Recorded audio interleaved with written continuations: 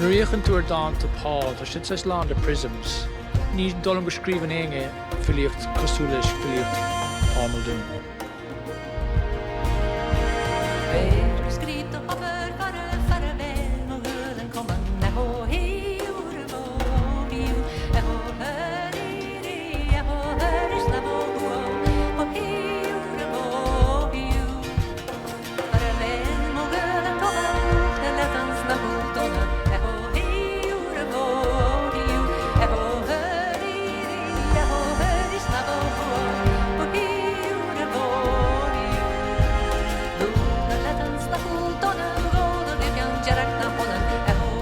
Stamper da chuid tain ag Dessie ar an Nollag.